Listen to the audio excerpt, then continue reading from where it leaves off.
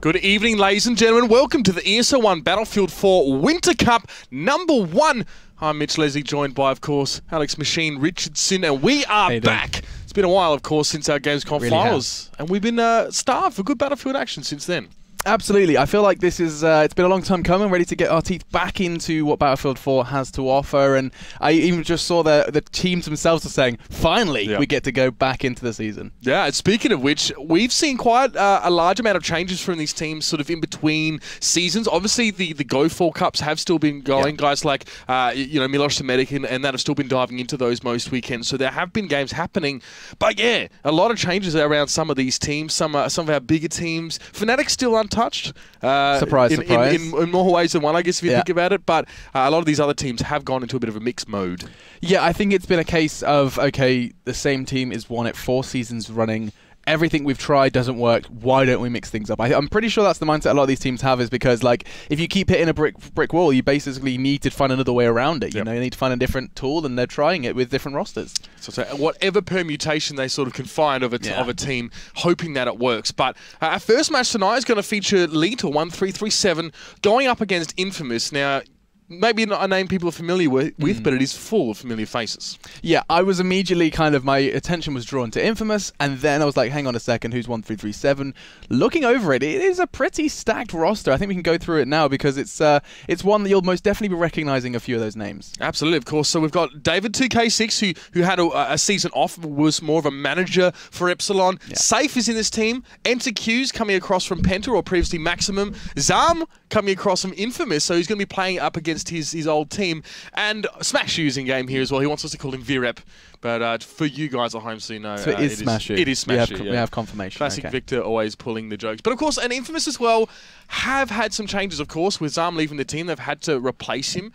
Hysteria coming in there from Epsilon, an XS case, so that's an interesting change for him as well. And Zuzu is also being brought into the lineup for InFamous, a player we don't know too much about. I feel like I've seen Zuzu play for like Begenius in another French roster, so I feel like maybe he could have been the shining star for a French roster. I could be making that up, but his name does ring a bell for maybe a different French team in the Battlefield 4 scene. But we should probably turn our attention to the game in hand. I mean, we have 3 maps ahead of us, and it just feels so crazy to be able to start talking a little bit more about Battlefield. So, I mean, starting over on Gormand, then progressing into Dawnbreaker, and Paracel will be our decider if we need it. Yep, Gormand Railway, in fact, is just about to get underway now, if I'm not mistaken. We'll jump in a moment. Gormand Railway used to be the draw card for Fnatic. They love to play that map, and not a lot of teams could sort of deal with them on that one. Last season, towards the end of the summer season, we did start to see Epsilon pick up Gormand a little bit more often. They sort of started going towards that one. You know, in a meta, I guess you could see where teams like Penta or Maximum were going for like the Hainan Resort kind of thing, where we're trying to play that kind of style. I absolutely love Hainan Resort, and I feel like I've only casted it like 3 or 4 times. It really has been a rarity so far. In the previous season, of course, it is still squad obliteration. I think there's a whole lot of growing to be done in this game type. I wouldn't be surprised if there's a lot to change throughout this season from what we saw last season. A lot of people kind of just applied their old kind of conquest strategies around squad obliteration. I mean, some teams fell, some kind of rose from the ashes, but I think we're going to see a lot of growth in this season. That's right. As we go from strength to strength and these teams start to build on their understanding of how the game type works as well. We saw, you know, we kind of harped on it a bit, but last season smoke started to become in vogue. And now, of course, we've had infrared sights have been banned. They can't be used because you can see through that smoke, and it does render it effectively useless. So that's been a recent ruling now. So more iron sighting. That's right. Yeah, so we're going to be seeing more iron sighting. We're also, I think you've touched on smokes, but I can't really highlight how important they are, because it was something me and Jason, I remember just sitting there going, please God, use smokes. The 2 top teams, they're literally the best 2 teams at the start of the first season were the only ones using smokes, because it makes such a difference when it comes into pushing objectives, defending objectives, any part of this objective-based play. I mean, it's great that we're going to be seeing hopefully more strategic play. And we are looking forward to some more adaptations. Oh, we're going in. We're going to jump into game now, of course. Countdown is down to 10 seconds, so we'll be in there in just a moment and see this first match, of course, between Leal, as we're going to call it, and InFamous there. It's going to be a brilliant one here. Bit of banter in the chat, but that's all right. So, going to jump in, of course, and roll out with old mate Smashy here, or Virep, as is on your screen. at the moment. And we'll have to see now how these teams go for this one. We know obviously on this map, the bomb being located up on that hill can be hard for teams to push towards. There's always a scrap there. And this game won't be any exception now. Already pushing in, some evolution already occurring here. And safe just around the corner. The setup. Yeah, so kicking this one off, it's going to come down to who goes for that early aggression. Already you're going to be seeing that battle for the bomb. 3 versus 2, it does seem. And, oh, actually, Jose's taking a whole lot of damage. He's taken down to 19 points of health. Does manage to get away with his life, though, and is going to be bringing that health back up. Only one engineer class so far on the battlefield. It's going to be Zam who is running that one. And first blood is drawn. Jose, after his regen, does find the first frag.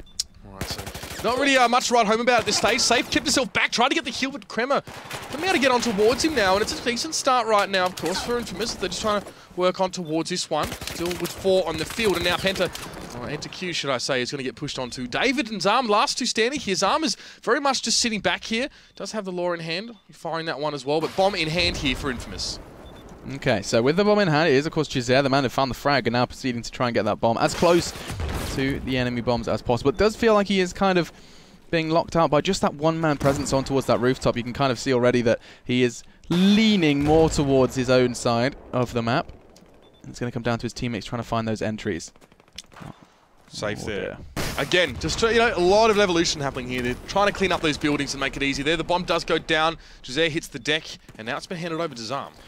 Actually, and this is a stark contrast to what we saw from Jose. Look at him, he is just sprinting as fast as he possibly can. 4 smoke grenades in his hands as well. He's going to be able to completely cover up this site, and that's exactly what he's going to be doing, as the bomb is going to be going down in the shroud provided by that smoke. That's right, so very, very hard to see through that one there, and it's an excellent start, of course, now as Leal do get that bomb right on down here. You can see shots coming through over the middle.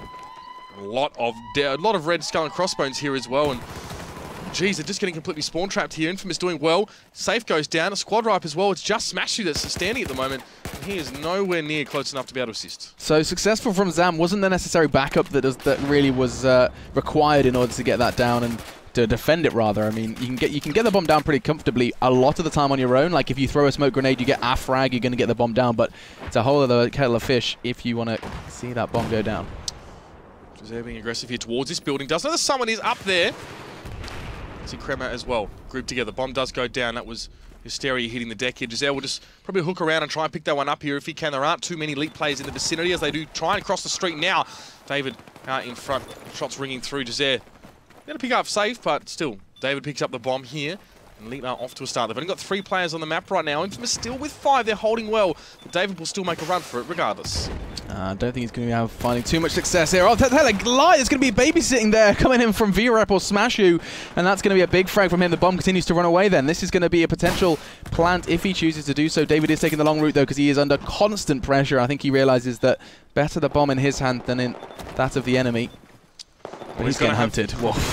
A lot of InFamous players very, very close by. And David does go down, in fact, to a law shot here. So InFamous with the players on the bomb will be able to pick that one up and start to make their move. They are deep in their own territory right now. So a squad wipe, or for them to be caught by surprise at this moment, could be dangerous. But they will start to make their way across the road here. Zuzu in the house, bomb in hand, just trying to, I guess, pave the way for the rest of his team to push up. Okay, Zuzu then, the new addition, is going to be kind of put in the driving seat of the round, as he's going to be the one trying to manipulate that bomb towards the side, or at least just keep it out of enemy hands for now. David's the one that wants it back, and he's pretty damn close, just 30 meters and closing, as he is on the hunt. Zuzu gets the better of him though, and that's a big play from the newcomer. It's a good hold. And now Zam up on top of the building there, up against his old team here. Definitely a grudge match if I've ever seen one. He's going to try and make the shots from the top of the building, but Zuzu will pick him up. He's doing very, very well so far. He held the bomb well. We'll have to see. That is had been reset, I think, so they haven't actually managed to get a play on that one at this stage. Where's the bomb? Yeah, it's being reset. All right. Tony in the building? No. Tony's one of those players who I've always had a good eye for. Sometimes these kind of crazy rounds, but also he's usually one of those more passive players. You can see a prime example of that right now. He's the one that is just holding it steady in the building, trying to push around, desperate to find just one that is going to be good. That's now 3 players down for Penta. Oh, excuse me, not Penta. 1337. You can see Enter Q still donning his old tag. And now with the bomb starting to respawn any second now, it looks like they are going to be battling for control of the north side of the map. Into Q now towards the top of the building. David does take down Jose. Still, it's been very, very hard, I think, at this stage for Leal to actually steamroll over the top of InFamous. They're moving the bomb, they're being proactive, but they haven't really got the kills to back it up, and they never seem to be able to safely get it down. Always seem to be getting caught somewhere in between now. And Virup, again, we often see this. He's sitting back, just trying to stay safe if he can, while his team will push forward and just try and clear things out. This sort of convex shape as they move, and David can throw a nade over. Just try and keep InFamous quiet here. Nice double kill there from Safe. We'll start that ball rolling. Yeah, and I mean, if you guys are new to the game mode, or if it's been a bit of a while, we can remind you, of course, that frags, they can come few and far between. They're not necessarily always going to be as important as one another. The bomb going in, though, from Smashy. This is big. He's going to be able to get that down pretty safely as well.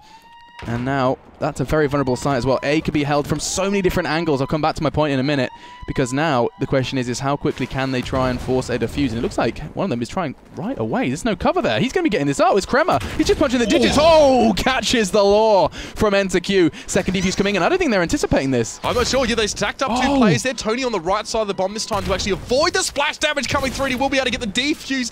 Man, I don't know who that was. Was that Kremmer who got killed by the law? He bounced. That was yeah, but there were 3 extra rockets thrown after that, and somehow Tony evaded them. Yeah, it was behind the bomb side. I guess it must have worked out from there, but there goes the trade. Safe comes in, gets 2, but Giselle will pick him up in response. And he does have the bomb on him now, but again, in his own territory, has to make his way out. Only 2 teammates, now 3 as they spawn back in. Okay, trying to build off this then. Let's look at that extension from Enter Q. You can see he's going to be on... Oh, he had a great eyes on the hillside. Not going to happen, though, because Zuzu just too damn good. He's sitting at the top of the scoreboard for his team. 10 frags. First man to hit double digits here on Gorman Railway. And let's see if Smashu can do anything about it. He is... Oh, he hasn't got good eyes on towards that A site. He needs to kind of try and keep that bomb as distant from it as he can. It's not like Zuzu's going to make it easy, though. No, Zuzu with a good game so far, but that's a good 3-piece coming out here for 1-3-3-7. Hysteria will spawn back in, but Giselle, for the most part, was left on his own. He gets gunned down as well. Now, ex-Epsilon player Hysteria going up against his teammates also. He's the last man in the squad, waiting for those spawns in, and that bomb should be planted quite quickly. David will get it down, try to back away. Oh my god, he's airborne! Somebody watch out, there's a body coming back down to earth with a pretty high velocity. Now, exchange of rockets, and Zuzu's the one to catch it, takes it straight to the gut, as we are going to be seeing a whole lot of plants so far in this game, Mitch. It feels like we've seen plant after plant after plant. The pace has picked up. After that almost squad wipe as well from Leal, they definitely were wanting to come forward on towards that one. A lot of aggression from both these two teams. These laws, I don't think I've ever seen so many direct law hits, honestly, in my time casting Battlefield. It's been ridiculous. And you can see both teams maybe with something to prove, maybe with want to make a statement here in this first map of this best of 3. Looks like the bomb might actually go up here. No! The defuse come in. Giselle's trying to get on that one here now, of course. Oh! No, he's going to go down! Of course, if you're defusing, it stops it. So you can't blow up while you're defusing. The MCOM can't be detonated, but that law to the head definitely shut down that glimmer of hope. I think we've identified a real weakness in the blue side's A-hold, is because as soon as those walls are destroyed, defusing that is a nightmare. There's no way. I mean, you know, I guess kind of on the mirror opposite of that is that so is planting. So I guess once the bomb's down, you've got a good, comfortable location with a couple of laws and you're safe. But first one goes the way of Elite. The harder a bomb site is to attack and plant, the harder it is to defend. Kind of the way it goes. He wasn't even a philosopher. Thanks, man. Well, it's I mean, I guess that was taken advantage of there by Elite. They had that opening to get in there, and it's a damn good start for them as well. InFamous still, for the most part, with you know, a roster that they're aware of. 3 core players still here. Zuzu coming in. Hysteria gets aggressive towards Smashu, but no, as he tries to climb up to the top, David will pick him up. Bomb in hand with Kremmer, though. He's got to be careful. He has to get down, but he gets taken out. I think it was Safe actually put the shot over towards him. You see the bomb scooped up very, very quickly by Safe, and it was only Zuzu for a while there. And that's going to be another opening here for Leal to try and get another plant. Okay, actually, it's going to come down to what Giselle can do. He is the one man with the position in order to hold this. Fortunately, the squad spawn's coming in, so those numbers are starting to grow. But still, one down goes down. That was Fearless then. The bomb carrier himself doing the damage. Now it's Tony then, who has to do the dirty and try and keep this bomb from going down. He's got a prime position. That's big play from Tony. He's going to retrieve that bomb and get it as far out of dodge as he can. Leal paid a lot to try and get a plant down there. They essentially almost squad wiped themselves, pushing in so aggressively. However, Q is still in position, does manage to just hang on for a while, but Tony will sniff him out there. Now Smashing with 2 to deal with. No, too much for him. He does pick up 1 though in the process. But again, you see Leal throwing themselves at InFamous right now, just really trying to be that aggressive side. So far, InFamous's aim has held true. Kremmer with the bomb. Nade comes in beautifully from Safe there, veteran of the game. He'll be happy about that one as well. He's having a good one. 15-8 as well. Now, it is halftime, comes up, and Leal, 1 MCOM in the lead. Not a bad start by any stretch of the imagination. The way we described it last time, and I had a lovely paragraph me and Jason whittled away at to summarize the perfect way the scoring system works, but I'm going to go ahead and just simply say because they picked up 1, they're going to have to destroy 2 in order to pick up victory in this one. That's right, so that does put a bit of pressure on. I mean, getting that 1 MCOM against you isn't the end of the world because you do need 2 detonations to end a half anyway. So the fact is that InFamous, they were going to have to do this either way. If no MCOMs were sort of done in the first half, they would either have to get 1 in the second half and bleed the clock out, or get 2 and try and finish it quickly. So absolutely, it's not the end of the world for them right now, but we're seeing so much aggressiveness coming out here from Leal. You know, it seems like InFamous for the most part can hang on to this one, but it's almost dexterity-esque the way they're always pushing forward, always getting aggressive. And of course, we know that worked quite well for the Brazilian side at our last finals at Gamescom.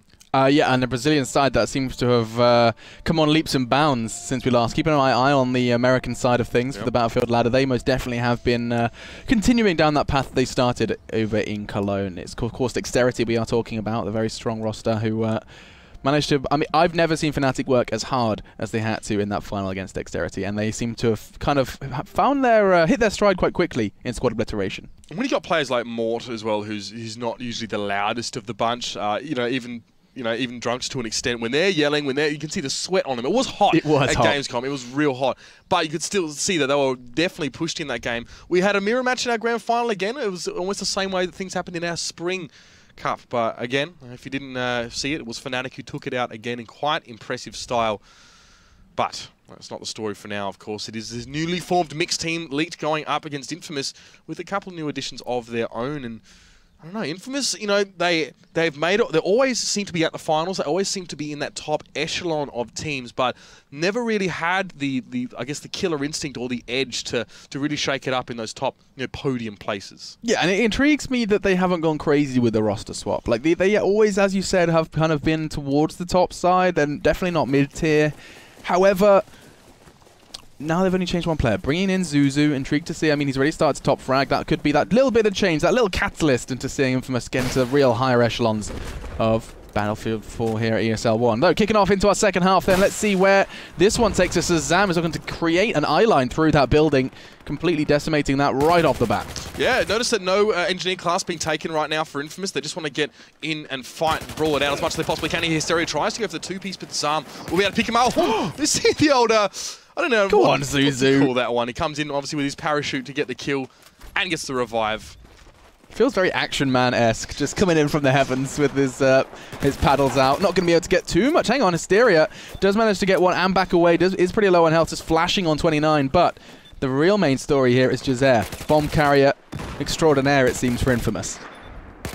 Yeah, I mean, like, we see InFamous taking control of that top hill now, and they're starting to move the bomb down. Tony at the 4 right now, who'll also be running interference at the moment, trying to really spot out some of these Leal players now if they do push up aggressively safe. Trying to get up the stairs. Will he make it? No. He will be gunned down by Tony. Give himself a little bit of a heal and get back to it. InFamous just chomping at the bit right now. Now, you know, giving a bit of Leal's medicine back to them. Trying to get up in their faces. Really trying to push the envelope here. Push the bomb forward. Now Jazair trying to plant shots coming towards him now. He's going to have to back away, but his teammates are on the side. Tony trying to get up and get aggressive there.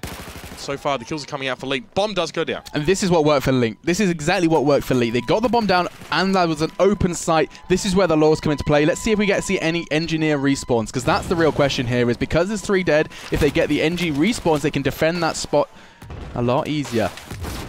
It does look like we're going to be seeing rockets left and right. There is a man on the side, though. We can already see the laws coming on in. And God, there's just bodies everywhere. There's no way we can read that kill feed. It just keeps moving. The bomb has been defused, though. That's going to be Hysteria's. He managed to recover that and try and get the bomb back down. That was just NTQ last man standing. It was almost a squad wipe again for Leal. That's not good news. And they're trying to make their way back, but the bomb is well and truly going to go down at that A side. Care of Hysteria very quickly scooping it up and getting the replant. And, well, I mean, you know, in a sense, you kind of have to wait for your squad to spawn back on you here if you're Leal to make your way to try and take this bomb away. But still, time is absolutely of the essence right now. They must make their way across, but Tony will be standing in their way. Yeah, and he's going to be doing more than standing. He's shooting. He gets one onto Smashu. He's going to get the revive as well onto Kremer. He's all over at this point. 7 minutes 30, and this could be the equalizer from InFamous. Important positioning here for NTQ, but he can't defuse from here. Did get the kill. Lord did brush past his ear. That will be an MCOM detonation if I'm not mistaken here. I don't think there's anything that can be done for Leal to get this one down. So InFamous, they make it 1 apiece. And this is what we were saying in the last half. They just need 1 more and they're pretty much done. Puts both these teams on even footing. Absolutely. This is now a completely even game. The next MCOM is everything to these teams. It does give them a little bit of leeway, of course, InFamous. Now that they have got that first one, a second one will secure victory for them. Or rather, assuming that we see no more from Leal. Told you the scoring system can get a little complicated if I try and explain it. We try to navigate it sometimes. I'm sitting there just kind of slowly making sure I don't put a foot wrong. But anyway, back into the action, and it does look like that we are going to see a bit of a slower pace from the Elite side, as that bomb's just going to be given a whole lot of rain of movement. Yeah, Issy Safe was being pinned down on his own spawn by Hysteria. He was just holding on this rock. He knows approximately where the blue side are going to be coming from here, so we can just run so much interference from this position. He won't pick up that second kill there, and it's going to be Zam who's going to be able to get away by the skin of his teeth now. Law in hand, looking to just get a bit more holes in that building there. He sees the bomb. It was dropped down though. Ooh, he team killed David. Brilliant stuff there. Oh dear. You can see that happening. Right intention. You can see the frag coming in as well. That's really unfortunate. Either way, just again, the infamous bomb carrier, it seems, is going to be going for a plant over on towards this site. Did manage to get the bomb down on B. Not going to be happening this time because that support. This is actually a really nice position. We haven't seen too much of this fella on the rock with the. I can only assume it's going to be Zam or NTQ. As both of them rocking that engineer class, and they've been. Oh, finally, he does get neutralized. It was NTQ who did actually. Excuse me, Zam. But the bomb went down in the meantime. I mean, the thing is, it's a good spot, but this is also elite spawn, so it says a lot about how much freedom they're being given over the map if they have to set up right next to their spawn. David's going to try and push out, though. He's going to throw an nade. A frag comes in his direction as well, and he's going hunting, and he will have his prize, of course. David takes down Jazair, and he's freeing up that spawn a little bit here, because with InFamous in that position, they're essentially forcing spawns to come from the bottom side of the map, which is frustrating to try and get up on towards that site. This could be a defuse, though. It does look like they are swarming on towards it. I can hear the siren coming in. It's Zam. A couple of seconds. No one's dealing with it. He gets the frag through the smoke. ACW in hand. It was so damn close. But to the rescue he comes. And straight away the replant from Zuzu. Still very impressive stuff. Just spamming in, hopefully, at least as far as he hoped, the right direction. Zuzu, though, gets a replant very, very quickly. Again, Leal paid a lot to get that defuse, and it left them without people to try and pick up the bomb or move it away. So same things happens. It's going to get replanted here. And, I mean, Leal have to keep coming forward, have to keep being aggressive, but they can't throw themselves away here. David trying to go for the defuse there. I think that was it the health pack on top to stop him defusing? No, not It wasn't. Well, he didn't initiate it, that's for sure. Seen that cheeky little that trick they do. It's quite funny, but the bomb should go off here. I really think the Lead are going to struggle to get over towards this one here. InFamous may have locked it down. Well, it was a squad wipe. That's, I think, going to be the main point, because they're all forced way back. Look at those spawns. They're all hideous. And we are going to be seeing, I think, another bomb go down, and successfully by InFamous, as the B site is no more. Well, it is first map. It's going to be going over towards InFamous there with a great comeback as well. They started a little bit sloppy. And Leal, you know, going really aggressive. They seemed like they didn't know how to respond to those sort of pushes coming forward. But then they pulled their socks up. They got themselves in the game. And this is the InFamous that we are used to seeing. They will completely deconstruct some of those less experienced teams, or less cohesive ones at least. Yeah, really, really good to see, actually, that there was a comeback possible. The first thing you said, literally the first thing that came out of your mouth at the end of the first half was, yeah, second half could change everything. And it absolutely did. I mean, it was good to see the same meta establishing itself on Goldman Railway. Let me try and say that properly. Goldman Railway. There we go. Nice. Over on the blue side, that B site was the most vulnerable. Excuse me, the A site was completely vulnerable. Like, once that's leveled, that is almost a guaranteed plant and destroy, because it happened in the first half, happened in the second, and in exactly the same circumstances as well. You get some rockets, that bomb is safe. And we've seen, this is one thing we've seen as well, and actually something that happened a lot on Dawnbreaker, when we saw Penta often go for this map in our last season, is that always the laws over towards a bomb site, get the splash damage done and interrupt that person who's trying to plant or defuse. So, I mean, opening those up as well, using the law to sort of break down the building around it, again, makes you a much easier target. A lot of those bomb sites are actually inside a lot of those buildings on Goldwood Railway, so that's you just got to blow it to smithereens. It's going to give you just as much chance of defending it as well, as opposed to them attacking it. So you need to, you know, set things up as well. But we're seeing good use of those laws there. See, as I said before, I haven't seen them used so extensively for quite a while. Yeah, and going into, as you said, Dawnbreaker will be our second map of this one. So we get to see the contrast, perhaps, of how these two teams separate themselves. This is a map that I have always considered a little bit of an odd one. I think there's absolutely no lie. There's no kind of smoke and mirrors. I've made it very clear that this is one of the odd ones for me because of the map's format. You tend to see very late pushes. Like, it will be 7-8 minutes of a couple of frags that mean nothing. That's essentially what you have to expect. And then you have 2 minutes of chaos. That's what was the case previously. I don't know if anything's going to change. Well, I mean, what we often see as well on this one with the US spawn, so that's in the northern side, it's a little bit easier to sort of secure plants in that area, because what you do, you can plant at B or C, we can show you in game in a second, and basically all you do is you can hold it from the other side of the street, which is a great vantage point, which is very, very easy to make shots, and obviously those laws are being quite extensively used. I'll actually jump in and try and show you guys what we've seen at least before. So you usually, you get a plant down here at bomb site B is quite common, and you can set yourself up over here on this balcony or in these windows here. It is pretty hard to kill you from here as well. Of course, a lot of the players are taking those closer range sort of SMGs and things like that. So once you get in here as an attacking team and you split off the bomb planter, you can definitely hold down that site quite nicely. So that's a strategy we often do see. And always the bomb, as it spawns towards the middle of the map. Smokes are important in this one because it's such a large area to sort of cover these players. It's very, very hard to move from part of the map to part of the map unseen, essentially. You can spot each other quite easily. A lot of our players like to use this area as well, pushing up through here. Just gives you a little bit of protection from the rest of the street, but some of these sites are super hard to plan out as well. Like the A site here, for example, as well, has protection only from, well, the wrong side, really. If you're pushing out from the US side and trying to plant here, you're always at risk on either side. So pushing into the red side of the map does require you, in a lot of cases, to get that sort of squad ripe or get that distinct advantage in player numbers before pushing out. Yeah, I think that's definitely something that we're going to probably be seeing more of. Again, this is one of those interesting ones where there isn't going to be as many engineers. I think that's the kind of point you made, is because it's just so outside, so open.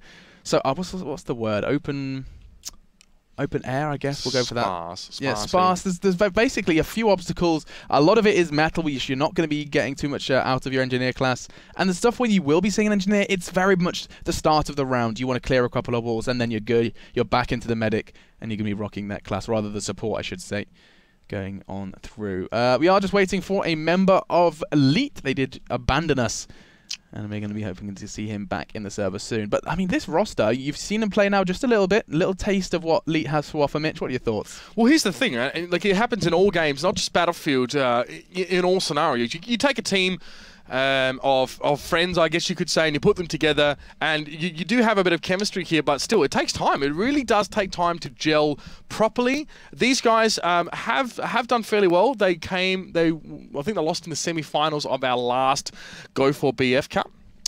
So I think they were up there. They lost to Epsilon, I believe, in that semi. So they were quite competitive there. Obviously, Epsilon with a little bit of a new face as well, with the departure of Safe and David, at least from the managerial perspective. So, still the same teams are sort of on top, and Lead are trying to sort of, come up against that. NTQ coming in from Penta now. To my knowledge, I never knew that he was a player that sort of played a lot with, David and Safe.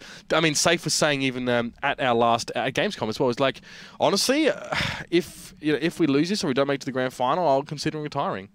Just kind of hanging up the mouse and keyboard. Yeah. All right. So, and we had photos coming on Twitter as well. He and David went on holiday as well, and he's put up a tweet with a margarita in his hand or something saying, "Oh, this is my taste of retirement." And I said, "Oh, like, are you done? Are you quit?" He's like, "Oh, no, I'll come back and play some more, but, this is getting there, getting close to retirement." Okay, mate. Yeah, all right. I mean, I'm pretty sure there's a lot of players in a lot of different communities in esports or just in gaming in general, where it's like, oh, just one more game. Just one more season. I guess I could play. Oh, you need me? Yeah, all right. I do love it. Like, there's no denying that anyone participating at this level of the ESL One Battlefield has a passion for the game. There's no denying that. If they didn't have a passion for the game, they would not be here. They would not be here night after night trying to prove their worth in this ESL One tournament, though. 5 seconds then before we jump on into our second game, or rather second map of our first game of the day. So not too far away at all, so we are jumping straight on in here. Leak are going to be on the red side here. Of course, InFamous on the blue. Bomb always getting dropped right smack bang in the middle of the map, and we're going to have to see how these two teams fight it out to try and take control of that central point. Okay, so let's see how things start off. Usually you're going to see a bit of a stalemate over towards the bridge area. Both players kind of completely hotly anticipating someone to make the first move. And let's have a little look who it is going to be. Asteria's actually going for an interesting position. It's going to enable him to cast his eyes a little further over the bridge, a little further afield, and does actually get a spot onto one. No bullets connecting, but the information gathered. And actually already first blood drawn. Fearless is the one to make it happen. It doesn't sound like they're stopping just there. Look at this. The bodies are piling up. 2 members of InFamous down already. Now, that's not something I was expecting. That's a good start here from Leal now as Smashy does take down Hysteria. Good push here. And this is a big map. If you lose 2 or 3 members, you're without them for a decent amount of time, even after they respawn. David going deep now and towards enemy territory, just trying to get some flanking shots on here. Seems confident, at least, that he can get this far down without being spotted out, and he may just be right. Oof. He's got himself up on towards that balcony. This is that vantage position I was telling you about. And if they can get the bomb there as well, oh, he only gets one, takes Tony down. Crema is the one to finally shut that down, but control has been gathered. Look at this. Leal then already are considering picking up that bomb. They've been around it for so damn long, but instead they're choosing to just pick up positions where that enables them to frag a bit heavier, force a couple of respawns, and then if they can build again, this replicate what they had at the start, those 3 early frags, that's when you're going to get a bomb down. Absolutely, and Hysteria is moving forward. This is the part of the map that you should be familiar with from earlier times. A lot of teams, like even in this format, playing around this one, the conquest times, that's right. Now we see Hysteria going to go down. His armor's going to be able to pick him up.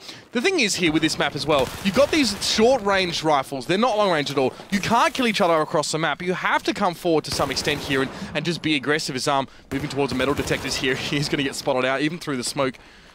So like teams are always, it's a patience game as well. It's like, I know I can't kill them from sitting way back here or just doing some overwatch, but is it too risky to push forward like David did before? Is it going to cost me and my team for me to make an aggressive push at this time?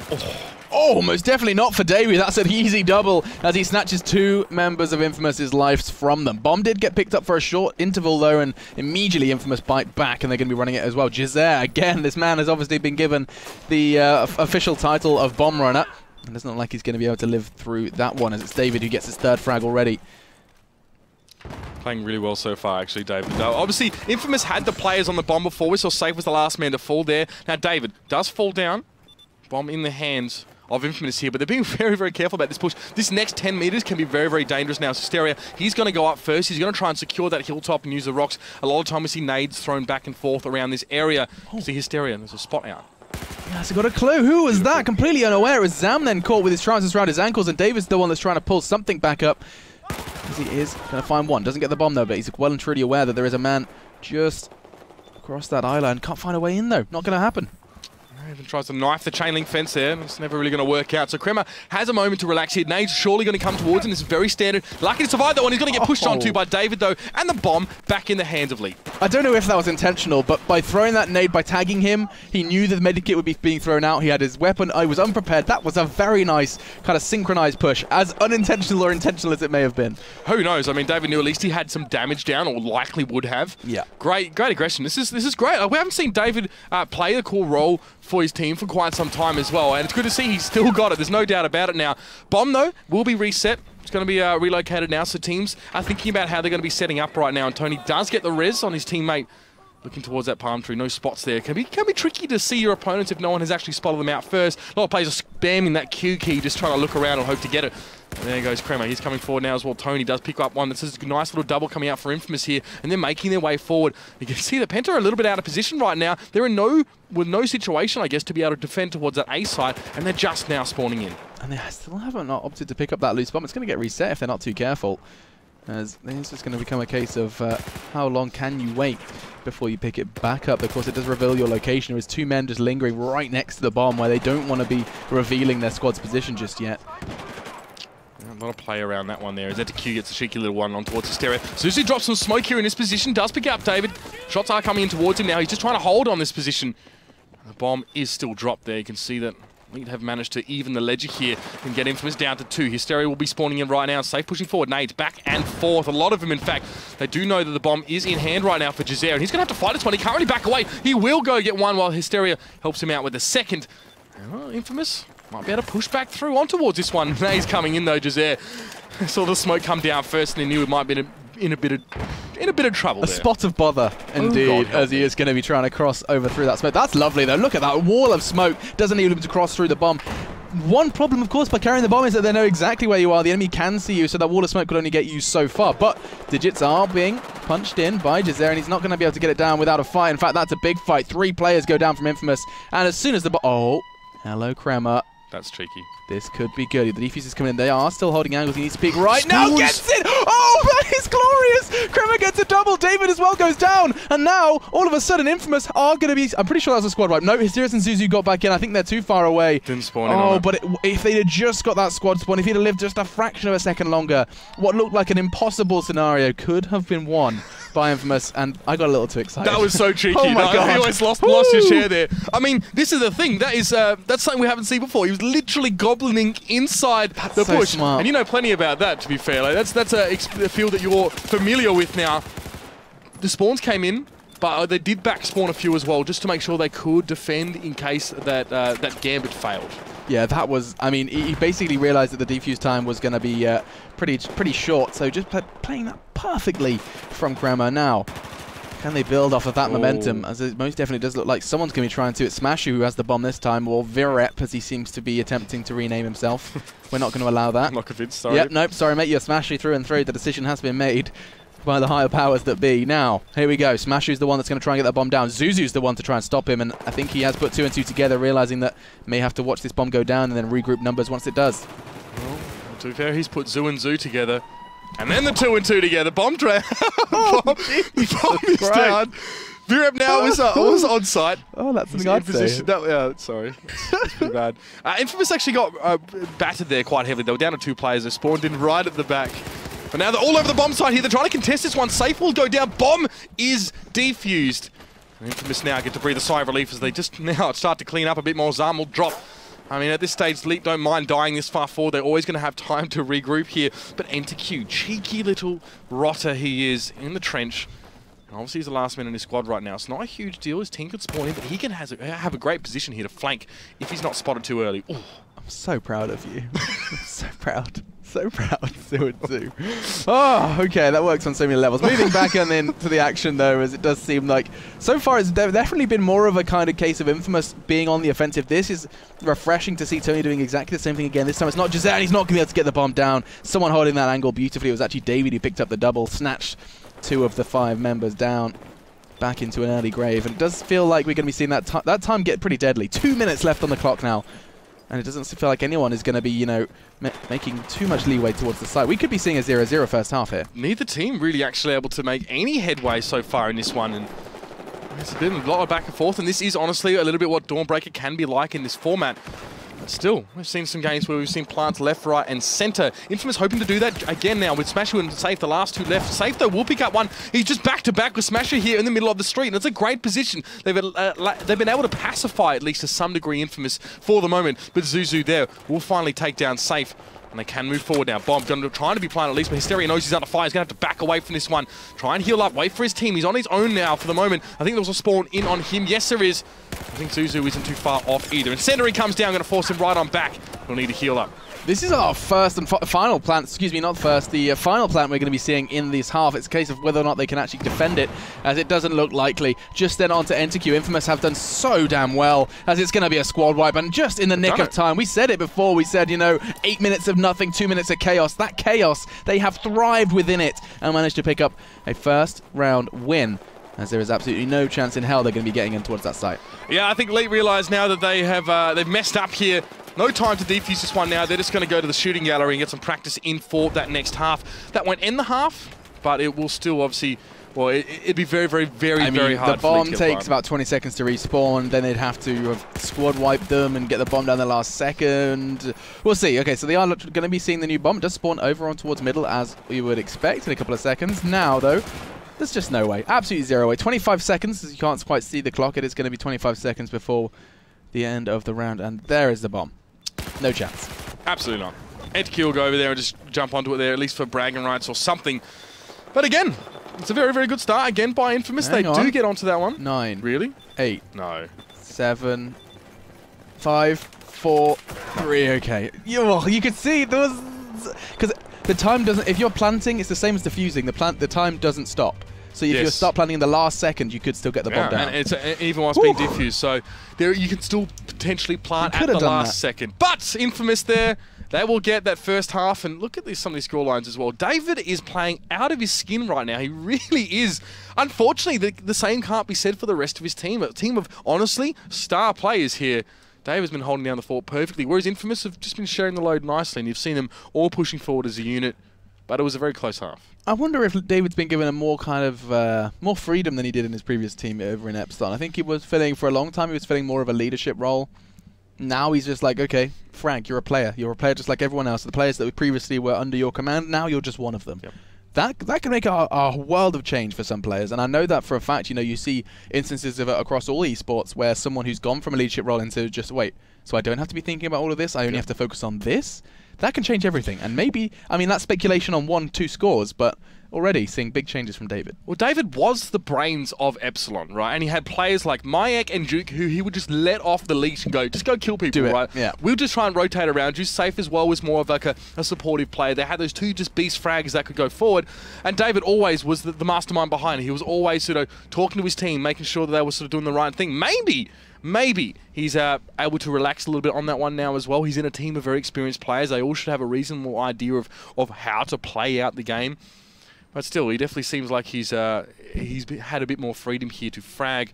But the rest of his team has to join him in that regard. They have to sort of start to lift as well. You know, it's Safe as well. Had a great first map. He played really well on Gonwood, but consistency is an issue for him. He'll say it as well. You know, sometimes he struggles to keep himself locked in that game mindset and just continue to, you know, focus, I guess, on the objective. We'll have to see. I mean, a lot of people are the same. Some people start really strong, and then their focus just starts to slide. The moment they look at their score and go, I'm doing okay, that's when things start to go downhill.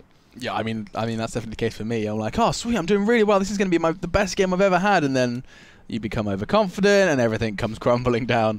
That's it. It's definitely a common trait for some gamers. Though, we are kicking off then with our second half, I think, coming into our second map. Absolutely, of course. So on the blue side, it is going to be Leat. Of course, the InFamous now want to finish this one off. They do. It's a similar situation what we saw on Gonwood Railway. Just the one MCOM detonation before half-time doesn't mean a whole lot in the grand scheme of things unless InFamous can lock down this half and get two. Exactly. If InFamous were to get another one immediately, like quite early on, that's dominance established. That makes straight away, that's throwing down the gauntlet and saying, you want to keep playing, you have to get 2 MCOM destructions. That's a big claim, and that's really the power that the first half gives you, is that you can, if you continue down that path, really make it a sticky situation for your opponents. I'm telling you, it says a lot about the caliber of the teams we're now seeing in our cups, that this team, Leat, could well be eliminated from this cup in the first round. Yeah, I mean, that's insane. That also kind of is speaking a lot volumes of the seeding as well for League. You know, you have to start. You make a new team, you're starting at the bottom, and that's where you have to claw back from, which a lot of teams are familiar with. We're fortunate to not have to go up against Fnatic first, at least. We expect them to make it through at least the first few rounds here. So far, Bomb not being really sniffed at this stage. Team's just setting up here. Hysteria in his favourite spot at the moment. He can see a lot of the map. He can see both potential bomb locations as well in the middle. So he always gets to read on the movements here of those League players right now. Shots are coming in towards him, and that is a nice little frag nade coming out from David. Probably thrown from the bridge, if I'm not mistaken. That's the opening. Zam will get his hands on the bomb. Starts to move forward. Tony hits the deck. Now Sam up against that roster he's all too familiar with. And he's going to be making a run for A. I think he's one on truly way. He has support from the hillside. This could be huge. If they can get this equalizer now, that would be a step, a leap in the right direction. Hysteria is going to be trying it up against NTQ, and actually Fearless fights back with a double. The bomb's going down. Zam's having no problems here, and this is a big start. They don't have numbers, though. He's real lucky to get away from that one there. Only with one other teammate for the moment now. We've seen this spawn in of David. Bomb down, but again, this is tough to hold, but look at the damage being done here. Zam holding so well from those trenches, just back and forth. Can't stay in the same place for too long here. Holding very well, Cremedo dives right on in. That's going to be a deadly second as well. If only Fearless was a little quicker on the trigger. We are now, however, going to be seeing that defuse come in, and it all came down to Krema's double there. That should be, I say defuse coming in, and finally we're going to be seeing Hysteria step up.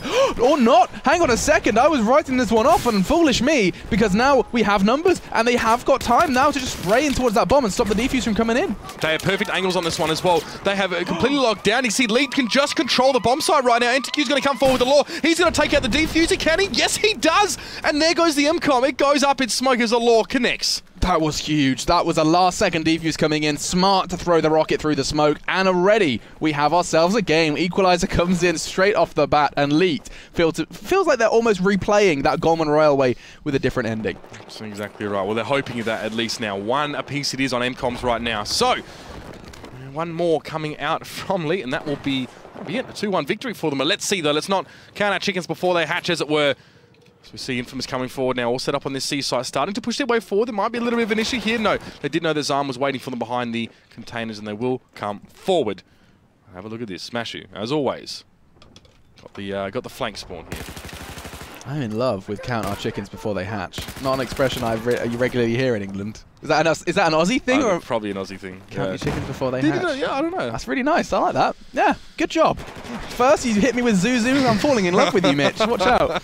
Now, though, Zuzu and Hysteria, and joined by Kremers, he does respawn in on them. They have 3 members up against 5. It's not looking like a particularly well-stacked push, but actually, hang on. David's been given a lot of freedom to start establishing some dominance over here. Are we going to have a 1-1? This could be ridiculous now as David pushed up. He's in those sneaky flower beds. I don't know if he's been spotted. He did get the spot towards Kremer, and NTQ just finished him off there as well. David gets the shot towards Zuzu on the side. It's a 3v2 situation. Now, Tony, last man in his squad right now. He must hold on right now. He has to. It's his only chance.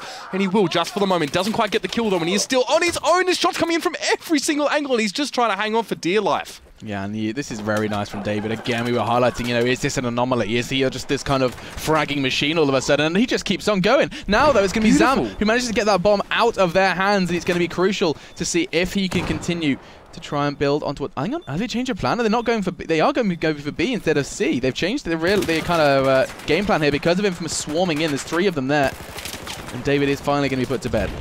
David holding on so well, though. It's a good little rotation, actually. It just keeps these guys from Leal safer for that little bit longer. He actually has to abandon the plant there as now we'll get it finished up here. There's still 4 players up for InFamous. Law comes in, but won't quite get the kill. And the bomb does go down. Zuzu does get the kill here, but look at this. InFamous all over this bomb site, but it is a fairly open area now. You can see NTQ just trying to hold down, but no. Defuse comes in. That rocket hit him square on the nose, and he just laughed it off. That was insane. As it's going to be, we're reaching that 5-minute mark, and we are going to be seeing an intriguing one in terms of time, because when you have like half the round left, you've got an equal playing field because, of course, that first half, if you did miss it, and now it does feel like we're going to hit a little bit of a kind of calm before the storm. We saw the chaotic 2 minutes before. I think that's going to be exactly the same case again. I mean, as we said before, you can plant that bomb with 1 second left, and if you can defend it and hold it out, that will be it. But here's that push forward I was talking about earlier on here. Tony now making his way up onto towards this western, should I say, side of the map. Look at this already. Leal are ready for them right now. Nades are coming out here. NTQ pushing up a little bit here.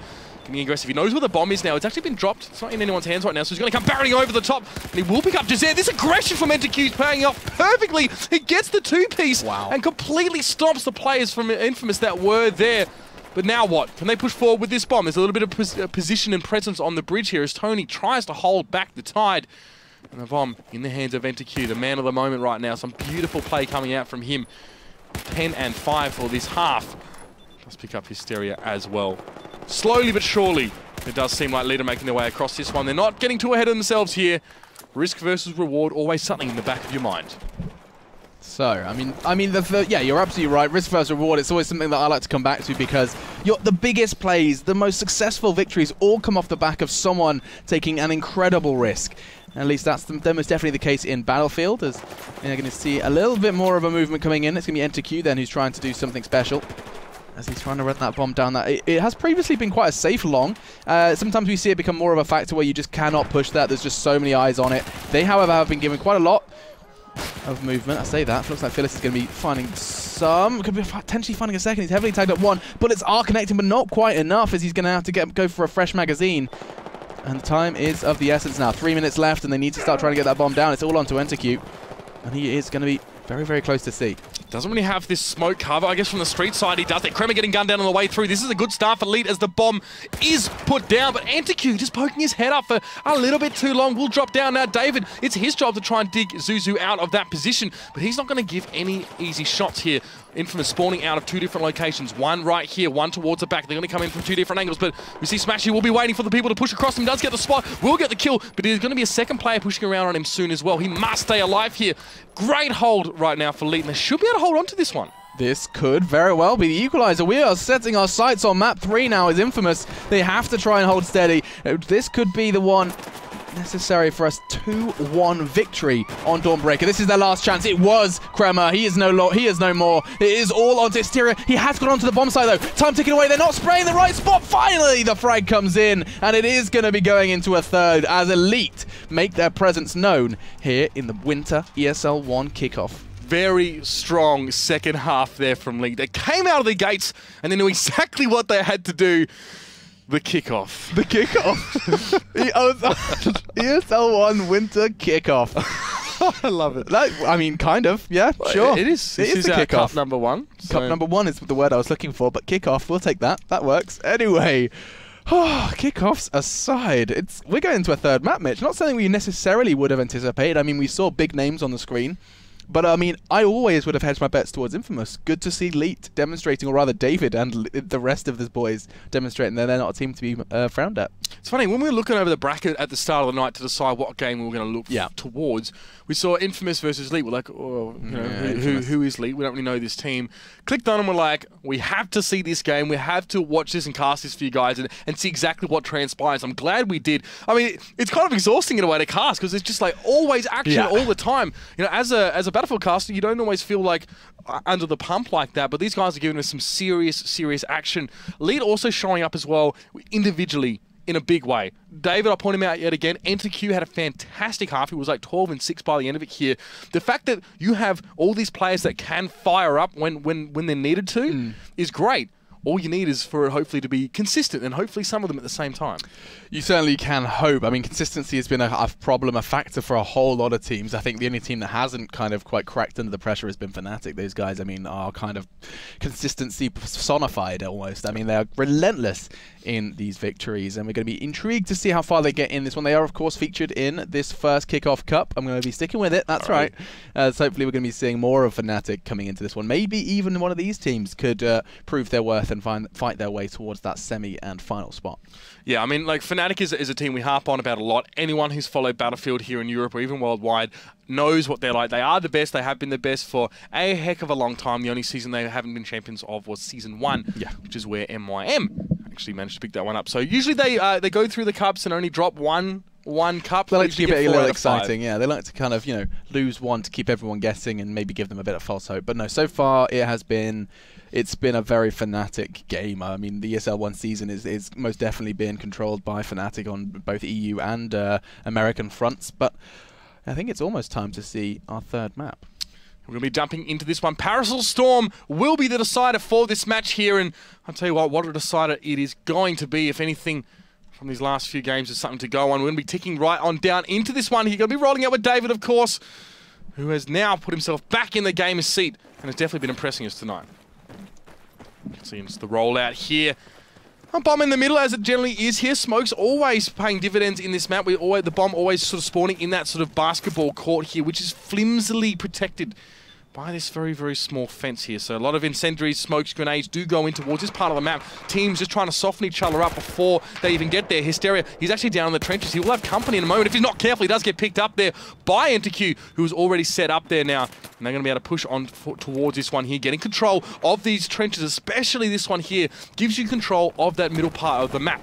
That's why Zuzu as well is just trying to stay in there as well over towards that A site. Penta moving up slowly, progressively through the cover of that smoke. Yeah, indeed, and something that I need to see now is whether or not the bomb can go down any sooner than before. I mean, look at Dawnbreaker. We saw, what was that, 7-8 minutes before the first plant successfully went down in the first half. Now, though, it's going to be Jazer then taking down Zam. Bomb loose. And it does actually look like it's going to be retrieved by another member of InFamous. Zuzu gets onto that one.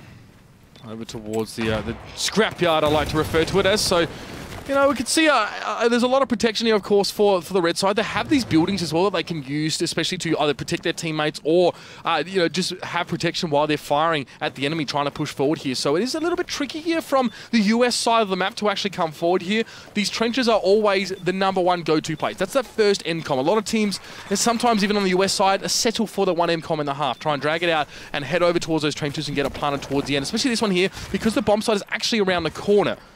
So it is a little bit harder to, you actually have to commit to sort of going all the way around to get onto it. I'm always terrified by that plant though, because it's a nade heaven. It's a trench, for heaven's sake. Just imagine the kind of difficulties you can encounter when trying to hold a position in such a nade-friendly spot. As the bomb is going to go down, courtesy of Zam, but it looks like someone's going to be there to deal with. It's going to be Fearless charging on in, but look at Kremer. He's been such a king of double kills. Not going to be happening this time as the bomb does get retrieved. And we're actually going to see the bomb go in for the first time in this game off the back of a squad wipe near about. Actually gets it done here. Both teams going down to only, well, 2 on the side of Leal, 1 on the side of InFamous here. So they both paid dearly to gain position there, but the bomb goes down. That first A side is where we always see it go down for the red side team. And now they just have to hold on to this one. It is a little bit hard to sort of wrest control of the trenches away from opponents who are set up around it, but they're not using the watchtower right now. You can see that they're actually leaving that. It's a little bit of an open position, but this is a very normal spot here. Smashy just around the corner on that sort of windbreak or whatever it is, just to get the flanking shots on now. We get 2, no! Still, done a bit of work. Only 2 players left for Leal. Yeah, time is becoming a bit of a factor. You can hear the monkey siren as I did dub it, but oh, beautiful. Astera dives into the smoke. I don't think anyone's particularly aware of its location. No late nades being thrown out. It was just Fearless who had an opportunity to do so. It's not going to happen. And very, very comfortable for Hysteria. Even in the face of the scary 10-second countdown, manages to bring the bomb under his control. And no bomb will be destroyed just yet. Or rather, no MCOM will be destroyed just yet. No, but the bomb is already pushing quite a long way forward. Potentially, yeah, InFamous might want to switch sides on this one and actually make over towards the red side, A side here, but they have to cross through these buildings, and if their opponents are set up here as well, it's very, very perilous to actually try and make that sort of switch here. So Hysteria is just taking his time. We see the explosions coming out in front of him here as well. Very, very even game in terms of kills right now as well. I mean, you can see that it is close. There's no one team really standing out right now. And these teams just, we could put a tissue over the 2 of them. They're that close together. Indeed, you could. Quick quiz, Mitch. MCOM. What does MCOM stand for as the bomb goes down? Mobile Command. Boom. Nice. That's good memory for you. Something. As that's our second fan of the game. It's down from the 1337 boys. Or rather, they have to defend it, I guess. As the bomb did go down courtesy of InFamous. I'm getting a little confused. My colours are confusing. See, the C-sided can be very, very hard to defend for the red team as well, because being in the building doesn't actually give you any vantage point of the bomb at all. You can't see anyone who's planning, defusing from the building. You actually are forced to come out of that one here as well. And you can see that's what Lead have done here. NTQ getting aggressive. Virop is actually on that side, looking towards a watchtower, but he is outranged by Jazair, and Jazair had the perfect vantage point now. But David has made his way out there as NTQ does drop down, but there's not going to be much you can really do about this one at this stage. It's too late. He's going to have to back away, and now Lead had to set up to try and hold on to this one here. InFamous off to a flying start on Parasol Storm. Let's not forget, this is how InFamous did begin their game a long, long time ago over on Gorman Railway. It does feel like a good while away, as these guys have been keeping it nice and close in our third map here of just our first game of what's set to be a Battlefield extravaganza for our ESL One Winter Cup 1/Kickoff Cup, as it has been previously dubbed. And now just Tony, the last man standing for InFamous, is going to be... I think he's going to be victim to a very fast plant here from Smashy. Not really much you can do if you get mowed over like this, especially on Parasol. With the bomb so close to the middle and close to this trench, Smashy's going to be able to jump right on in and get that plant down fairly immediately here. But no one's been able to set up, so Hysteria can actually get around this rock fairly safely. But no, he does get gunned down by Zam. And now Zam is just going to get himself in that same position we saw Smashy. Just try and run interference, just try and get in front and distract at least InFamous. They're all the way down to just the one player, Jazair. Can't do a lot about this at all as the storm starts to roll in. This is a big plant. Very little they can do until they all respawn, and they're all going to be coming from a predictable location because they know exactly there was just one man left, so they know they're all coming from the beach. It should be easy to defend. That operative word is should. NTQ does get one, should be able to get a second. He does. This is it. This is going to be our first bomb destruction, rather second, excuse me. And it looks like 1337 or Leat are standing up to their name in the first half of our third match. Superb hold. Really, really good hold on this one. The amount of times that we've seen teams set up in this trench, plant down on that A side, and then just get mowed over or just push too aggressively. I mean, I'd run out of fingers if I try to counter on there. It happens a lot. So it's going to be 1-1 now as well. See, things starting to get a bit wild and woolly out there on the battlefield. Zarm having some difficulty with the fence. We'll get over as both teams just try and set up here, just trying to get some kills and wait for that next bomb to make itself apparent. So, Crema switches to the G18, isn't going to be able to find any connections off that one. And I do like to see a little bit of sidearm usage. I saw a couple of Mare's legs come in from Drunks not too long ago. So and cheeky. I mean, it's that crazy scoped pistol shotgun thing, hybrid monster pistol, but no, nothing special coming out from any of these guys in terms of pistols. You can see the pretty standard equipment, Ace 23 across the board, and we saw a couple of deviations, an ACW or two, maybe for Zam. I think he's always been an advocate for the ACW, but so far pretty standard play across the kill feed. This has definitely been one of those higher planting games here. Both teams already, with only 2 minutes and 45 seconds left in this one, both teams actually have that MCOM plant. Now, Crema going to go for a second one here to end the half and at least put themselves in the lead. Good work and coming around that corner, does take down Virup. David, where is he? Well, he's a squad wipe, I think, is enter Q now, having to make the long walk towards that side. This actually feels pretty permanent. That bomb's gone in, and look at this. Look at the kind of legwork they have to do to even try and challenge this trench defense. I don't envy them one bit. This could be a 2-1 end of the first half. Very perilous to make their way down in towards this one. They've got around the corner. They don't know what they're pushing into necessarily there. Zarm did get one, but went down soon after here. And all the players are in position for InFamous right now. They really can just sit tight on this one here. Hope to not give their lives away too cheaply. And look at them just sitting on this one here. You can see that the flanks are trying to come in here, but Zuzu gets a quite nice double there. Jazair picks up one, and I don't really think, nope, there's no chance here as another squad wipe comes in on Leap. Halftime comes up, and we see InFamous in the lead, 2-1. And I'll be damned, they only need one more MCOM to finish this off. This could be an InFamous comeback. I mean, I say comeback, I mean, just because we saw Elite look very, very good over on Dawnbreaker. I mean, it's going to be an uphill struggle for them now as they're going to be going into this one. Again, even frags across the board. The only person who kind of was falling behind for InFamous was Hysteria. This time he's back in the middle of the pack where he belongs, and it's good that InFamous have resolved any sort of internal fragging issues, which on squad obliteration can mean so little, but almost everything. You know, one frag can outweigh 12, 13 it's the frags. Context, you know? Yeah, I think it's definitely quality over quantity in terms of frags, and I need to not get hung up so much on that kind of scoreboard, because it does mean very little sometimes. Yeah, I mean, if there's no bomb on the battlefield, or if teams aren't even remotely close to where the bomb is, or there's no contesting that major objective, it's not important. But have a look at Zuzu though. I will say this: he has continued to impress me since when we've been seeing him tonight. Had some excellent games. And he's continuing now to frag quite nicely here. So going to be jumping into the second half on this one. The question is, ladies and gentlemen, can Leet even this one up? Can they even win it? They're still in a position. If they get 2 MCOMs, they're going to win it in a 3-2 scoreline. So getting at least the 1 MCOM in that first half is super important. And it definitely keeps you well and truly in contention for the win. But of course, it's only one more detonation required for InFamous. And as you've seen as well, we've seen successful MCOM detonations on both sides of this map tonight. Both towards the trenches as well. So a lot of attention has been focused over towards there. And, if we expect both of these teams to get at least 1 MCOM detonation this half, that's kind of bad news for League, because InFamous only need 1 more, and they will be the winners.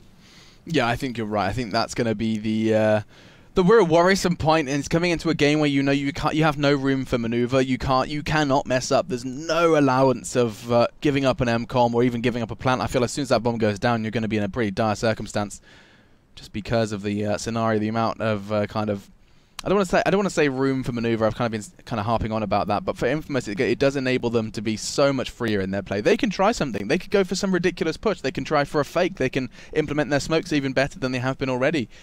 And I'm intrigued to see how much that does translate into their play. Only 1 engineer class so far here on Paracel Storm for our second half, as it's Zam, the real believer in engineer. I mean, this is kind of disappointing because this is the kind of match that you'd almost expect to see at the semi-final stage of things. Absolutely, and I mean, this is also the map we'd expect to see a whole lot more engineers. Yeah, absolutely. Yeah, Zam, the only one. Again, InFamous, they did this on Goldman as well. They didn't roll out with any engineers. They went for the first aggressive push with just the medics, trying to get revives on each other. And to be fair, it worked out. They actually managed to take control of that bomb area on Goldman quite easily, purely on the virtue of them just getting aggressive and fragging hard. We'll have to see if it's going to be the same situation here. Bomb quickly scoots up by Hysteria, and already InFamous are hoping to get their third and final MCOM detonations. They make their way over towards A. If they get this bomb down soon, it's going to be curtains for the new mix-up side. Fearless and NTQ already down. Looks like the ones are soon to follow. It's going to be Zam then who bites the dust, and at every death he takes up against his old side is going to be extra painful. Oh my! And look at those spawns. Oh good God, the bomb's down already. This could be spelling trouble. We could be having a very fast final half. They're spawning. Well, I don't know if they spawned in from here, but they just ended up on the complete and utter wrong side of the map. And now Lead have to make their way back towards this bomb, and it is a long walk. It's not a walk of shame necessarily, but it is definitely not one that they want to be making when there are things to be done, like defusing that bomb. There's a lot of ground to cover right now, but they actually may be able to get here if they can push through Kremmer. They have to take him down. There's still 3 players up for InFamous right now, and 3 players are close here. Spashy pushing forward. David does go down. Tony and Kremmer doing very nicely, though. That's the kind of defense InFamous needs to put up, and they're going to win this one. And yet another one on the kill feed for them. Smashy, last man standing. What can he do? He gets 1 kill, and that is curtains for Leet. GG.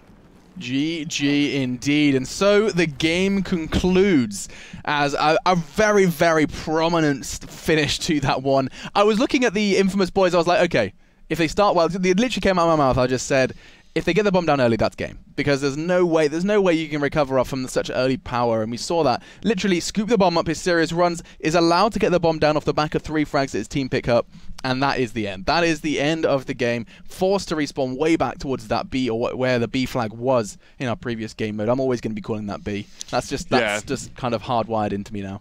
That's fine. I mean, definitely interesting game there as well. Our first 2 maps, it probably has a lot to do with the way that Golmud and Dawnbreaker are set up. It was a lot of slow play from these teams as well. They took their time. It wasn't until sort of 2 minutes before the end of the game that we're actually seeing MCOM plants going down.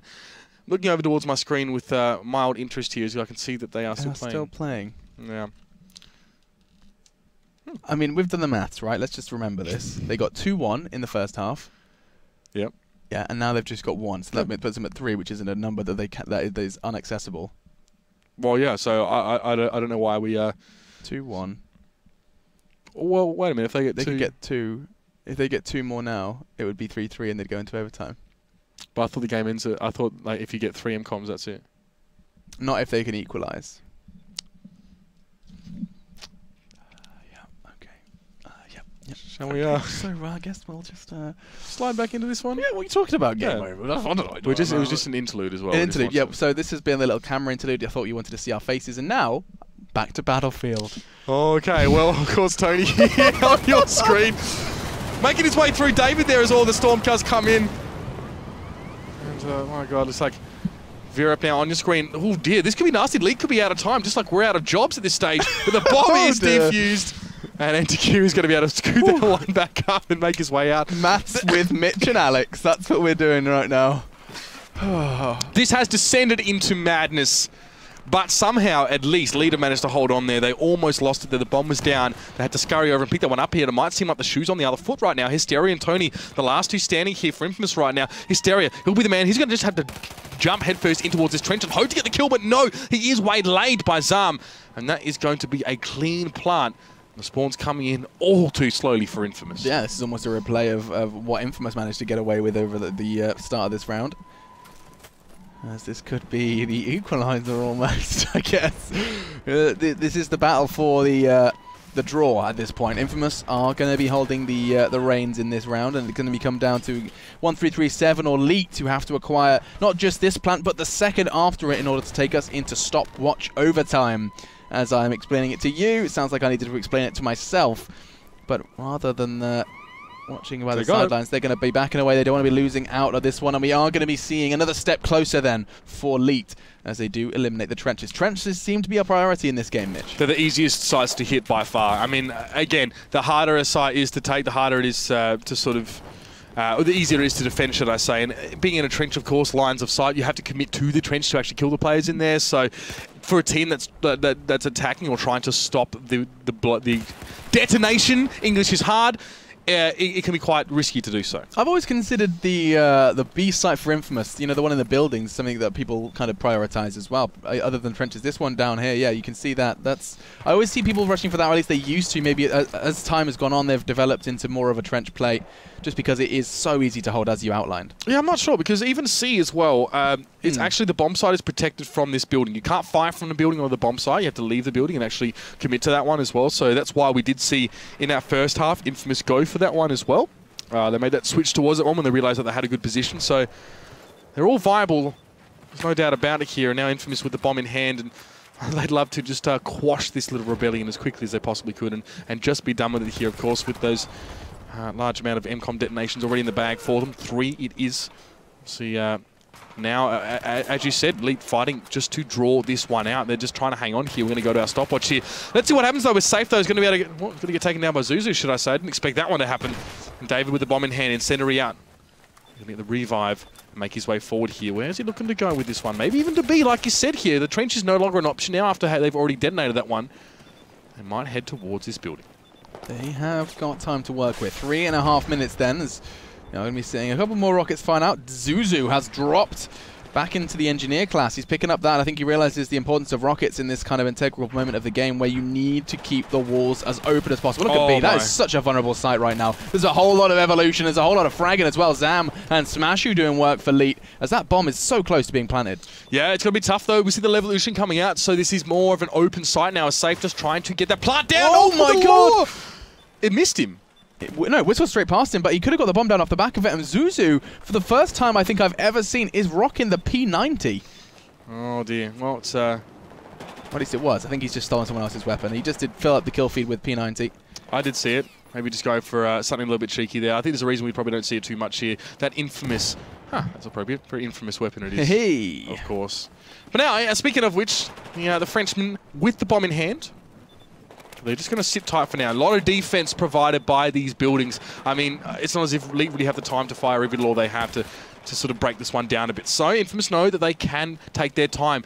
They can bleed this one down. They don't have to get an MCOM detonation here, but Leal must do it to draw this game. If time runs out, the winner of this one will be InFamous purely on virtue of the amount of MCOMs they've had throughout this round, and that will be the 2-1 victory for them. So they, as you can see, taking their time, but that can also work against them. They're sitting back with the bomb, and now David's been able to scoop it up, and we get a very quick plant. That's going to be good. David's the one then who's going to be trying his best to try and position himself accordingly with that bomb down. He's actually gone for a bit of a walk. He's trying to join his teammates, just managed to get the revenge on Zuzu, and then probably get the revive on towards Zam as well. So big steps in the right direction for them, as this could be insane. This could be us both very, very wrong, but also Leal managing to battle back from an astounding deficit here on Paracel Storm and actually take us into overtime. Well, see, Safe now just out towards the back here. It was a great plant from David. He just took his chance when he could, and now look at this. Safe can just watch the site. He gets the kill over towards Tony. No, it was Kremer, should I say. And that's it. InFamous gets squad wipe, and it's going to be 3-3. We have an overtime. And one of the members of InFamous is furious, has actually left it. He's not having any of it, as we are going to be seeing GG's in chat. Have we got it wrong again, Mitch? Have we done that again? Ooh, don't you leave. We may have. Oh, good God. Battlefield casters extraordinaire. That's us, man. That is us. All right, so from what that's why I checked the chat there, because from what it appears, it does seem that is game, and with Leal getting that last detonation, it means that did they win that one? They really did. Right on my piece of paper here. I don't know. Well, ladies and gentlemen, that is that. I think Leal were the winners of that one there, especially if the game is going to end on that last MCOM detonation. We will just check, of course, and make sure, but it doesn't really add up for us right now. So unless we've made a major miscalculation, that's going to be a win. That would be a win for Leal. Okay. And I mean, at the forefront of that was most definitely David, who, shock and horror, top of the scoreboard once again. 16 frags for him. And you would, expect to go in towards the next round with a lot of confidence, with a big smile on their faces. It's going to be a case of just We beat InFamous. What's next? What's your next challenge that you can throw us? Because InFamous have always been sitting just below that top 3. You know, you look at your Fnatic, you look at your Epsilon. At the moment, that's kind of the 2 that you've got to keep your eye out, because the others have dissolved in some capacity or another. So yeah, Fnatic, Epsilon, InFamous, you're right up on them if they can continue down this path of success. And I say that. They're still in the server. I feel like we need to stop second guessing ourselves. I'll just check from the admins here and find out here. Okay, it is best of 3 as far as we understand, isn't it? Best of 3, and that was the 3rd map, and that was the second half. 2-1 on one half. They got 2 in the first half, didn't they? 2-0. Yep. And then it was 2-1. No, at halftime was it not 2-1? At half time, because then that would mean that with Leal getting 2 detonations in the second half, that would make it 3 and 3. Which would mean we were right and it's an overtime. Which is what I'm trying to second guess myself about. So I'm not really quite sure what's happening here. I feel like it should be an overtime. Yeah, it is. All right, so I thought the game was over. I think we were overtime on Parasol Storm. For some reason, the reason why we got so confused... It's because players left. Yes, and because the map didn't change to Parasol either. And they said GG in chat. Let me just confirm with that. I'd like to apologise to all of you guys at home for the confusion upon our faces. It has been an awful long time since we did manage to dive back into Battlefield. Of course, there has been a break between seasons. We're back into the winter season. This is our first cup of the ESL One winter season. And so, as in true Alex and Mitch style, it seems, we have sucked at maths. And we finally managed to put the 2 pieces together after assuming it was over and assuming it was over a second time. We're going into our 3rd attempt at trying to get this map right. So we were originally correct. We were correct. Okay. But we second guessed ourselves a little bit there. So we're going to be jumping into the stopwatch overtime now. 2 5-minute halves. Let's break it down. Okay, so basically 1 MCOM detonation per half. If you get that detonation, that's the end of the half. And in the second half, the opposing team has to detonate the MCOM quicker. They have to do it quicker, or they have to at least get that detonation here. If one team gets detonations in both halves, done. And that's the way the cookie crumbles. Very much a simple one to work out, and we're going to be going straight then back into the action. It's a lot more sunny than you may remember over on Parasol Storm, as it's time for us to go back on in and see if, while the sun does continue to rise, whether or not we're going to be seeing any changes in the play from these 2 teams. Like, do you stick with what's worked, or do you try and mix it up a little bit? Because right now we are rocking the overtime. Well, we saw some insanely early plant maneuvers there in that second half. Teams are capable of doing this. They are capable of rushing that bomb and getting it planted down. As we've said, sort of ad infinitum, getting plant down in the trench is always a very advantageous way to go about it. Smokes also completely obscure your passage. Very, very hard to dig people out of there as well. And there we see, actually, I'm pretty sure we did see Leal go for the B side. I think it was here. It was under the building. Let's just check. They did go for this one here as well. It didn't quite look the same with all the rockets in the building, but that is definitely how it went down.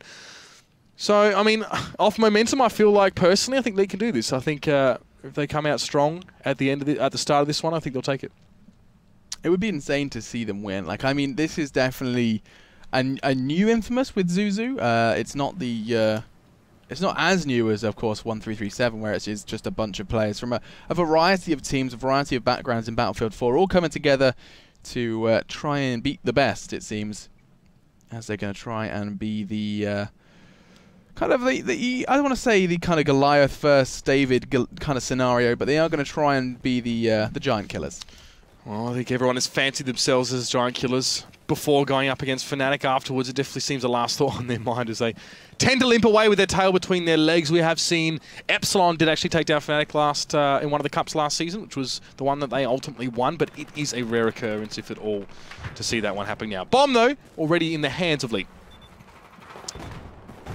MCQ is going to be trying to keep himself alive rather than anything else. He's not really considering any sort of plan at this point. 23 points of health. There's no way in hell he's going to be allowed to get the bomb down. Instead, he's just going to try and play for the bait. Beautiful. 3 players go down. Now the bomb could go down. This is a completely different scenario, and it does look like he's a little too far afield to be getting that bomb down just yet. Yeah, he's backed up a lot, and he's just trying to, wait for the rest of his team. They're going to try and soften up InFamous before they can come forward here. And time ticking down. Mind you, only 4 minutes left in this one. They're 5-minute half, so teams must act quickly. and decisively as well. And it looks like they're trying to do that here. They're going to get a flank on towards Tony. Tony doesn't realise, but he's about to be in deep trouble now. He's going to get taken down. The push on towards him. Didn't even see that coming. Utterly blindsided. And we should see the plant now over towards his A site here very, very quickly. InFamous trying to make the way across, but there's not much they can do to stop this one here. The grenades did land true on towards NTQ, I think, but it was too late. The bomb was planted. Jazair does take down David. But the spawns are coming in as well for Leal. They're going to be able to hold on to this one, at least for the moment. Only got 2 players left, though, and they have to be careful now. Safe is the last man standing. He's stuck in the trenches as the last man in the squad. Must keep his head down, must keep his cool. And he does. Spawn comes in. David on him right now, but still, Zuzu comes in there, gets a team kill, but still manages to clean up the rest of Leal on that side. Bomb is dropped now. Storm rolls in rather quickly here with 3 minutes left. That could have been it right there for Leal. Been a great start for them, but now they're just going to have to do it the old-fashioned way. Yeah, it's going to be a bit of a grind. I mean, that's pretty scary. So few seconds, really, or so few minutes, I should say, really, before this one is going into the second. I think Tony realizes that it's not going to be a case of how many times you try and get that bomb down. It's going to come down to the quality of your push, and NTQ is going to be making difficult as Zuzu does go down. That's 3 members of InFamous already neutralized, and with that bomb now loose, as Tony was one of them to bite the dust.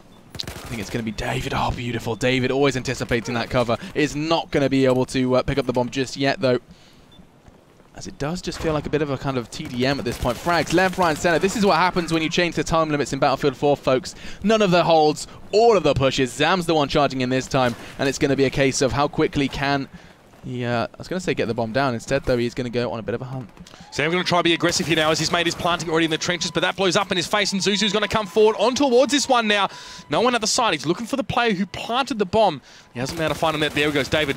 It's blindsided there. Oh, going to get the kill! Oh, with a slither of health, he manages to hold on. He does die. Probably not long after, I think. No, he's still up. David, you cheeky bugger. No, he did go down. All right. Confusion reigns supreme. And only 1 player left. It's NTQ. Last man standing. Does get the kill on towards Zuzu, but he must get some revives right now. Zam is up on his feet. NTQ gets the G18 kill. Some classy play right now. And he's keeping his team in this one. But the defuse is still able to occur. As, of course, Leal were forced to back right away. 1 minute, 35 seconds left. And still no MCOM destruction. If this goes into the second half, we're going to be in this kind of sudden death scenario where the next MCOM destruction wins. And that can truly be a bloodbath. Though, bomb running on towards the beach. They're going to have time to try and get it down over on towards A if there is no problems for Tony, but I do think there is 2 players who are looking to cause just that. They're going to be lying in wait to hear those footsteps in the trenches, and it's going to be Zam then who does take down Kremmer and keep things a little bit slower. So Kremmer trying to push forward there and just clear the way for Tony, but it wasn't successful. Now NTQ, great peak timing inside the trench. We'll be able to secure that kill there. And Incendiary is going to go down and just deny that bomb. At least deny NTQ for coming forward too quickly. A bit of spray through smoke yields no results. And Kremmer gets a lovely little double there as he holds those trenches down like a boss.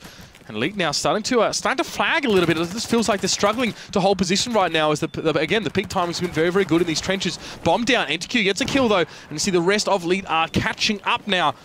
Can they stop this one?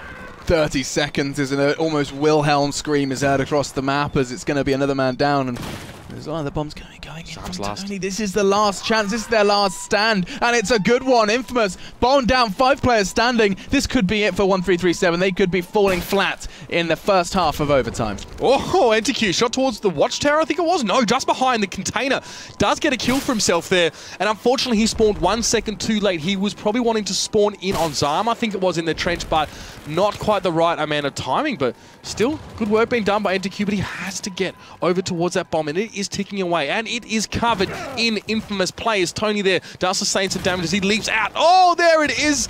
The old ragdoll for you there is always pretty to see. And Zuzu is the last man in his squad for just a moment at least. Now David, 2K6 goes down to his rifle, but a double for Smashu right now. This bomb surely is going to go up. It's just air secures the kill. They kill each other. No, it was safe. He got in there. And that should be it. They cannot. Ooh, they can. They can defuse it. Defuse. And they did it right in the nick of time. That was important. That one last spray was Jazair who had it all to do. He needed to get around the corner and kill the diffuser. He was stopped in his tracks by Smashu, and that does conclude our first half of our overtime, which means, of course, it all comes down to that one MCOM destruction. It's all, like, everything riding on these 3 maps. These guys have been playing so much Battlefield 4. We saw Gorman, we saw Dawnbreaker, we saw an entirety of Paracel Storm, and now one MCOM, one plant, one defense determines the entirety of this game. insane stuff here. And this is what happens now with no MCOM detonation in the first half. This literally becomes a sudden death match. First team to get a detonation will be the winner because, of course, you can't plant faster when there's only one half left. So that's going to be that. And so it changes a lot. So you go, yeah, it's funny because you go from like a stopwatch kind of mode to a very different feel in the sudden death. Teams are just gunning for it now. You know, maybe less aware of safety or maybe less aware of being more passive here. These teams are definitely going to be wanting to really, really start to ramp things up here now in our second half. And I mean, we'd be frustrated to get to this point as a team to have made it into the stopwatch mode, you know, fighting tooth and claw against a team that, by all apparencies, is, you know, of even skill level. And now this is it. It all comes down to this round. The countdown is about to begin. These teams will have to be discussing. Maybe some cheese will come out here. Maybe teams just trying to pull a rabbit out of a hat or just catch the opponent by surprise. Maybe. You know, I would love that. I would love to have something like that get thrown out, like a complete cheese strat. Like, I don't know. Oh, excuse me. I don't know what exactly it could be, but something, some sort of like line of smoke, some sort. I mean, we saw the recon drones come in, but they've been removed now. We don't get to see them anymore. Yes. But I mean, that's the kind of level of cheese I'm after. Maybe all going up to the tower and parachuting down with some sort of crazy strategy. I'm thinking airborne. Sort of like an aged gorgonzola. Oh, I like it. Yeah, that sounds super cheesy. Yeah, maybe even a camembert on Paracel Storm. Well, I'm intrigued, but still, 15 seconds before we do jump on into this one. And as I said, so much battlefield about to be determined by just this one game. One step out of line, you don't get the frag you normally would, and your team has lost, and this hour has been spent in vain. As we're going to be seeing now who will emerge victorious. The new team, 1337, forged, it seems, to great success, or InFamous, the French, who are battling to get just to that higher echelon of Battlefield 4 for ESL One. I mean, yes, they're big players in Leap, but untested so far in these cups as a team. It will be a huge result for them to take InFamous out of things in this first round. The veteran Frenchman will definitely be wanting to stand in their way in that regard. And Hysteria moving forward now. Leal goes over to his right side. He's able to dodge it behind the container. Going to come forward now and try and put some shots down, but Fearless or Safe is there with the shots. That was able to clear him up. But Jazair makes good on that one though. Comes in, gets the revive and gets the bomb. And InFamous able to walk away at an advantage. Now, where do you build from here? It's going to be David who's going to be the first man on the scene to deal with that bomb push. Man, doesn't manage to catch Okrema. That could be crucial, as now there's a whole lot of movement, and Jazair is going to be charging straight towards that C. He's making a beeline to C, ironically. And now, I don't think there's too many people in a position to deal with him. There's one man on the beach, and Zam has got a prime spot or not. Zuzu, crucial frag after crucial frag, it seems, for InFamous. Really nice forward position here from Zuzu. Just throwing a spanner in the works there, and it's going to be that much harder for Leak to hold on to this one as Jazair sits right on down on that bomb site and delivers the payload. Now time will be ticking down, and remember, this could be it. All you need is one MCOM detonation here, and Tony doing great work here from the periphery, just making some shots, but he will be shut down there. A couple kills coming out here for Leak. These are big. One from Smashu, one from Zam. All onto Hysteria then to end it. Not gonna happen. This game ain't over yet, David says as he gets the final frag. And we do continue to see the defuse come in, courtesy of EnterQ. Now, 3.5 minutes on the clock, and both teams still desperate to see one of these mobile commands destroyed. Moves and counter moves now coming out from both of these sides. But as you said, David getting some good work done there as well. And a lot of frags coming out. InFamous actually being gunned down in their own territory right now. This could be quite nasty for them now. As you can see, they're just jumping on into those trenches. And we're completely wiping them out. That was a squad wipe. That is a big, big play. I was just kind of shocked at how quickly that one happened there. Look at that, InFamous wiped clean off the map. Wow, I blink and I miss it. Yep. We're going to be seeing them 1337 bite back and bite back harder, as that's going to be not only a squad wipe, but with the bomb down, that's going to force all their respawns to be coming from a distance from that southern end of the map. And then it comes down to the retake. 3 members left for InFamous as the early frags are coming in. Unfortunately, Crema does have his paddles. Oh no! Cost him his life. Zam does get a crucial frag. And again, Smashu is going to go down as well. They are trading frags left and right. And these next few frags mean everything for these players to advance in our first cup. This could go horribly wrong right now for InFamous. You see Hysteria trying to make his way over. Time is ticking down. There isn't a lot left. There are still players on the map here. This could be just jump into the trench. Just try and stop this one. Surely you could do something about it there. Smasher gets away, but there's the MCOM detonation. And that is that. Leet have made it through to the next round. And that, my friends, is exciting. 1-3-3-7 knocking InFamous out straight away. Just like that. I say just like that. That was a grind for those teams. I mean, forgetting the amount of times we thought that was over, finally we have an answer to the question who can prevail. InFamous or 1-3-3-7 or Leaked. I think I'm going to have to call them Leaked from now on because I'm gonna mess up 1-3-3-7. Syllables, man. Too many syllables, far too many.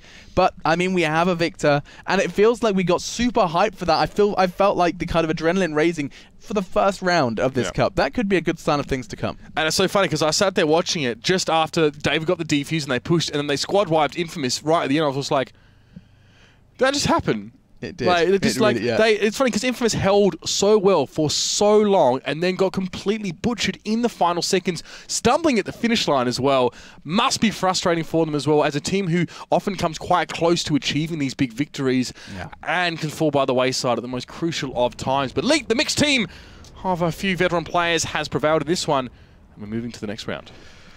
Yeah, it's going to be pretty soon, I think, because of course that game took so long. We're not going to have too long of a break, so do be sure to stay tuned for the next one.